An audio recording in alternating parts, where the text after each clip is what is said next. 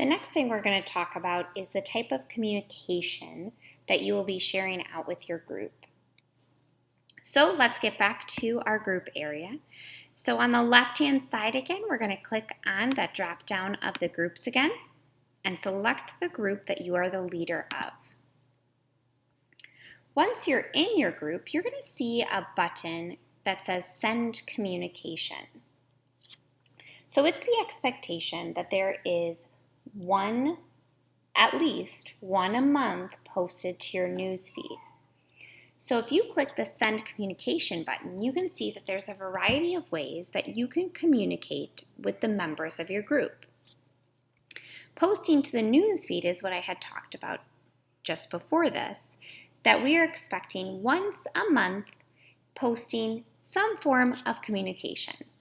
Some of these could include a prayer reflection for your group, meeting agenda or notes, a link to a good video, or upcoming events.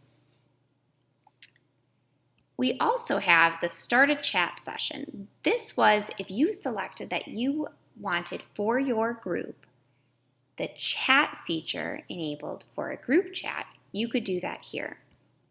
It is not suggested to use the Send a Message at the top, as that seems to be a difficult way to communicate, as you can't edit any of the content later on, and it has been challenging for members to find it in their inbox. So the most common way we will be working with is posting to the newsfeed. So go ahead and click Post to Newsfeed. Create a post. Once you've clicked Create a Post, you can see that you can add in a title. I'm going to put Test Post. Then you can write something. Here are our meeting notes. You might want to have your title be the date of a meeting, the date of an event, or the name of the reflection that they're going to be working on. You can also attach a link. Let's say you wanted to link in a video. You could also attach files. So let's say we have our meeting notes and I wanted to attach a file. I'd click Attach File, and I would go ahead and click whatever file I wanted to. I'm just posting the Realm Group Leaders Guide as my file. Then I'd go ahead and click Post. That shows right up in the newsfeed then for my group. I can see that it has an attachment. If I wanted for members to be able to easily get that attachment later, they can go to the Files section.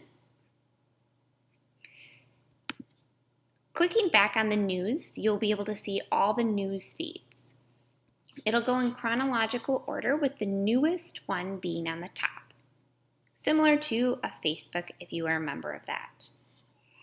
Now, if you wanted to edit this post, let's say you saw a typo or you put the wrong attachment, you would go ahead and click on the post. In the top right-hand corner of that post, you'll see those three dots.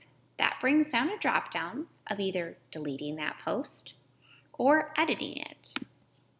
If I click Edit, I can go in, add the punctuation I needed, and this is now my edited post. I'd go ahead and click Post again. Now you can see I have my updated one, and it also updates the time that it is posted to the web. If I want to know who sees these posts, I'm going to go back to that main page again. I'm going to click that Participants tab. That Participants tab shows me which people are receiving email updates for this group. You would notice that by seeing the envelope next to their name. If I wanted to chat, let's say, with an individual participant, I would come to this participant page, click on their name, and then I would click the chat button right underneath where their profile photo will be. By clicking that, a small little section comes up, similar to the size of a text message. It allows me to add emojis. and also attach a file if I wanted.